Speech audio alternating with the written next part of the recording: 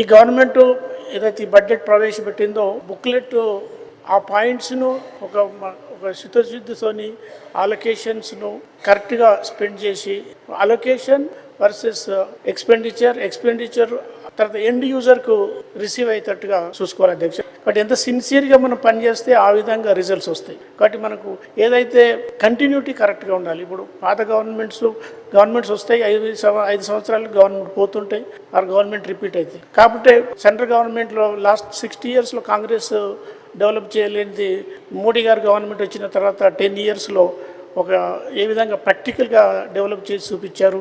తర్వాత energy sector కానీ, railways కానీ, ప్రతి సెక్టార్లో ఒక ప్లాన్తోని ఇప్పుడు వికసిత్ భారత్ 2047లో ఏ విధంగా ముందుకెళ్ళాలని మనం వరల్డ్లో నెంబర్ 1 కావాలని పోతున్నాం. 11th పొజిషన్ నుంచి 4th వచ్చాము, ఇంకా 1 ఇయర్లో 3rdకి వెళ్ళిపోతున్నాం. కాబట్టి అదేవిధంగా మనం కూడా వికసిత్ తెలంగాణ అనుకుంటున్నాం. కాబట్టి మనం మంచిగా డెవలప్ అయ్యి మన ఫ్యూచర్ జనరేషన్స్కు మనం ఒక మంచి పునాది వేయాలంటే ఫస్ట్ మనం క్యాపిటల్ ఎక్స్పెండిచర్ పెంచుకోవాలి, ఇన్కమ్ పెంచుకోవాలి, లోన్స్ తగ్గించుకోవాలి, తర్వాత బడ్జెట్స్ సర్ప్లస్ కావాలి, తర్వాత మెయిన్ సెక్టర్స్ మీద ఎడ్యుకేషన్, అగ్రికల్చర్, ఇరిగేషన్, తర్వాత మన ఇండస్ట్రీస్, ఐటీస్ దాన్ని డెవలప్ చేసుకోవాలి. బట్ ప్రతి సెక్టార్కు ఇప్పుడు ఏమవుతుందని అధ్యక్ష, ఇప్పుడు కంటిన్యూటీ లేకుండా ఇప్పుడు పాత గవర్నమెంట్స్ ఒక పర్టికులర్ సెక్టార్కు కొన్ని ప్రాజెక్ట్స్కు టోటల్ బడ్జెట్ను డైవర్ట్ చేసి వాటికి ఎక్స్పెండిచర్ పెట్టారు. ఆ ఎక్స్పెండిచర్ పెట్టిన ఎక్స్పెండిచర్ను దాన్ని మనం యూటిలైజ్ చేసుకోలేకపోదు. అంటే ఆ క్యాపిటల్ బడ్జెట్ పెట్టిన డబ్బులన్నీ కూడా మనం ఈరోజు ఎఫెక్టివ్గా యూజ్ చేయలేకపోతున్నాం. తర్వాత ఈ గవర్నమెంట్ వచ్చిన తర్వాత ఆ గవర్నమెంట్ చేసిన లోన్స్కు పే చేయడానికి, తర్వాత నార్మల్లీ ఎన్ని బిగ్ ప్రాజెక్ట్స్ మల్టీలాటరల్ ఏజెన్సీతో లోన్ తీసుకొని మనం నార్మల్గా ఎగ్జిక్యూట్ చేస్తాము. దాని ఇంట్రెస్ట్ 2%, 3% ఉంటుంది, ఆర్ 4% ఉంటుంది. కానీ మనం ఇష్టమైన పర్సంటేజ్గా దొరికిన అప్పులు ఎట్లా దొరికితే అట్లా చేసి దాన్ని స్పెండ్ చేసాము.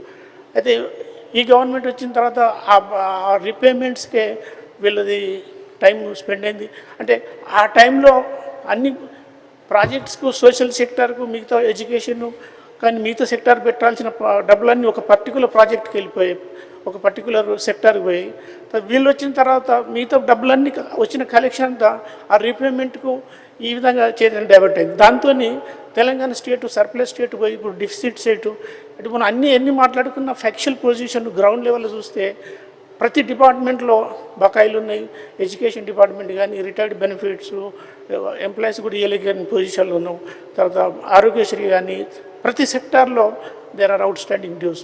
అంటే ఇప్పుడు గ్రామ పంచాయతీలు కూడా పేమెంట్ ఇవ్వలేకపోయినాం.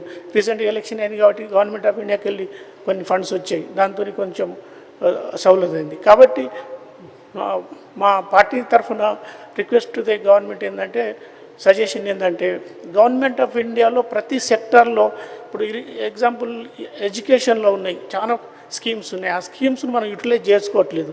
అదేవిధంగా అగ్రికల్చర్లో, తర్వాత మన హెల్త్లో, తర్వాత పవర్లో ఇప్పుడు మనం 14,000 crores ఫ్రీ పవర్ పే చేస్తూ ఉన్నాం. ఆ 14,000 crores గవర్నమెంట్ ఆఫ్ ఇండియాలో సోలార్ మన పంప్ సెట్ స్కీమ్ ఉంది. వేరే స్టేట్లన్నీ 2 lakhs, 3 lakhs, 5 lakhs. ఇప్పుడు AP government last year 5 lakh pump సెట్కు యూటిలైజ్ చేసుకున్నారు. ఒకవేళ ఆ పంప్ సెట్స్ అన్నీ మనం సోలార్ పెట్టుకోగలిగితే మన ఈ ఫ్రీ పవర్ తగ్గించుకొని మన బడ్జెట్లో 14,000 crores కొంత ఎవ్రీ ఇయర్ మనం తగ్గించుకోవచ్చు. ఒక 5 yearsలో 6 yearsలో మనం టోటల్గా ఈ పంప్ సెట్స్ అన్నింటినీ ఒకవేళ మనం సోలార్కి పోగలిగితే చాలా వరకు మనం అందులో మనీ సేవ్ చేయగలుగుతాం. ఆ విధంగా గవర్నమెంట్ ఆఫ్ ఇండియా స్కీమ్స్లో తర్వాత స్పోర్ట్స్ సెక్టర్ ఉంది. మా ఏషియన్ గేమ్స్ వస్తూ ఉన్నాయి, కామన్వెల్త్ గేమ్స్ వస్తూ ఉన్నాయి, తర్వాత మన ఒలింపిక్స్ కూడా మనం కాంపిటీట్ చేయబోతున్నాం. ఇండియాను ఒక స్పోర్ట్స్ సెక్టార్లో వరల్డ్ ఫస్ట్ 5 countries తీసుకురావాలనేది మోడీ గారి ప్లాన్. ఆ విధంగా కూడా మన స్టేట్ వంతు చేయాలంటే వేరే స్టేట్లు ఇప్పుడు ఒరిస్సా కానీ డిఫరెంట్ స్టేట్స్ అన్నీ కూడా స్పోర్ట్స్లో బాగా ఎంకరేజ్ చేస్తున్నాయి. మనం కూడా స్పోర్ట్స్ని ఎంకరేజ్ చేస్తే యూత్ అంతా ఇవాళ ఇప్పుడు ఈ డ్రగ్స్, తర్వాత ఈ చాలా ఈ పబ్ కల్చర్ అన్ని సోషల్ మీడియాతోని వాళ్ళు టైం వేస్ట్ చేస్తూ ఉన్నారు. కాబట్టి ఈ స్పోర్ట్స్ని ఎంకరేజ్ చేస్తే వాళ్ళకు ఒక మంచి ఫిజికల్ ఫిట్నెస్, మంచి హెల్తీ సొసైటీ డెవలప్ చేయడానికి యూజ్ అవుతుంది.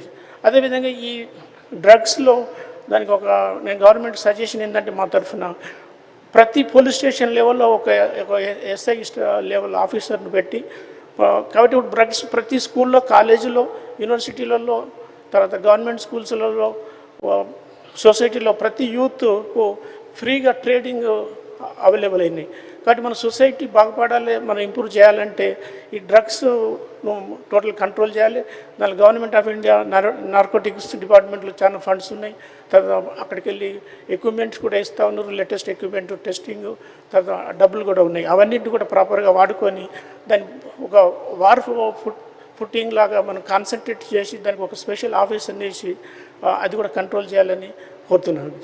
అదేవిధంగా మన ఇప్పుడు మూసీ రివర్ డెవలప్ చేయడానికి మా పార్టీ తరఫున మేము కూడా సపోర్ట్ చేస్తూ ఉన్నాము. కాకుంటే ఏంటంటే ఓన్లీ R&R, తర్వాత పబ్లిక్ హియరింగ్, తర్వాత నిన్న సీఎం గారు, ఆనరబుల్ సీఎం గారు ఒక సబ్ కమిటీ వేశారు. దాన్ని ఆల్ పార్టీ మీటింగ్ లాగా కన్వర్ట్ చేసి అందరు ఒపీనియన్ తీసుకొని విత్ పబ్లిక్ ఒపీనియన్తో వెళ్ళాలి అధ్యక్ష. అయితే అది ఒక 10 years 15 years project total complete చేయాలంటే కాబట్టి దాన్ని ఫేజ్ వాళ్ళకి కంప్లీట్ చేయాలి. ఎక్కడైతే ల్యాండ్ అవైలబుల్ ఉంటే అక్కడ రోడ్స్ వేయచ్చు. ఒక ల్యాండ్ విడ్త్ సభ్య అవైలబుల్ దొరకకపోతే ఇవాళ మన సీలో కూడా బ్రిడ్జిలు కడుతూ ఉన్నాం. కాబట్టి మనం మూసీ రివర్ మీదనే మనం ఫ్లైఓవర్లా మనం బ్రిడ్జ్ కట్టుకోవచ్చు. కాబట్టి దాన్ని అవైలబిలిటీ పట్టుకొని ఆ ప్రాజెక్టు ముందు పోవడానికి మా పార్టీ కూడా సపోర్ట్ చేస్తుంది అధ్యక్ష. కాకుంటే పబ్లిక్ ఎవరికి కూడా అన్యాయం చేయకుండా అందరి కన్సెంట్తో చేయాలి. అదేవిధంగా మెట్రో రైల్ ప్రాజెక్టు కూడా ఫేజ్ 2 కంప్లీట్ చేయాలి. గవర్నమెంట్ ఆఫ్ ఇండియా కూడా ఫుల్ సపోర్ట్ ఉంటుంది. దానిలో ఫేజ్ 3 కూడా కంప్లీట్ చేయాలి అధ్యక్ష. అంటే మా పార్టీ సభ విధంగా ఎదుగుతుందంటే ఇప్పుడు బీజేపీ గవర్నమెంట్ వచ్చిన తర్వాత గవర్నమెంట్ ఆఫ్ ఇండియా ఏ విధంగా ప్రోగ్రెస్ అవుతుంది అది ఫ్యాక్ట్. అంటే ఎవరు వరల్డ్లో ఏ విధంగా మనం ముందుకెళ్తున్నాం అదేవిధంగా బీజేపీ స్టేట్స్ యూపీ కానీ యూపీ ఒకప్పుడు మొత్తం లా అండ్ ఆర్డర్ లేని స్టేట్ ఇప్పుడు నెంబర్ 1 స్టేట్గా తయారైంది. అదేవిధంగా గుజరాత్ మన కళ్ళ ముందే పెరిగింది. కాబట్టి మళ్ళీ అగైన్ మనం తెలంగాణ కష్టపడి తెచ్చుకున్నాం. దాన్ని మన తెలంగాణను మంచి వన్ ఆఫ్ ది బెస్ట్ స్టేట్గా తీసుకురావాలంటే మనందరూ పార్టీ లైన్స్ వదిలేసి అందరం కామన్ గోల్తోని ప్రజల దృష్టిలో పబ్లిక్ మనీ స్పెండ్ చేస్తున్నాం కాబట్టి డబ్బులను కరెక్ట్గా స్పెండ్ చేస్తూ ఎండ్ యూజ్ కావాలని కోరుతూ మా పార్టీ తరఫున గవర్నమెంట్ ఆఫ్ ఇండియాలో చాలా స్కీమ్స్ ఉన్నాయి, చాలా ఫండ్స్ ఉన్నాయి. మన అన్ని ఫండ్స్ని యూటిలైజ్ చేసుకోవాలి. మొన్న ఎంక్వైరీ చేస్తే ఏంటంటే మన రిపోర్ట్లే ఉంది పాత గవర్నమెంట్తో కోఆపరేషన్ లేక చాలా ఫండ్స్ ల్యాబ్స్ అయినాయి, స్కీమ్స్ ల్యాబ్స్ అయినాయి అన్నారు. వాటిని ఇప్పుడు కొన్ని రిన్యూ చేసిన అన్నారు. తర్వాత మేము దానికి ఫుల్ సపోర్ట్ ఉంటుంది. కాబట్టి స్టేట్ను డెవలప్ చేయడమే మన మెయిన్ ఉద్దేశంగా ముందుకు వెళ్ళాలని కోరుతున్నారు. శ్రావణ్ కుమార్ 5 minutes.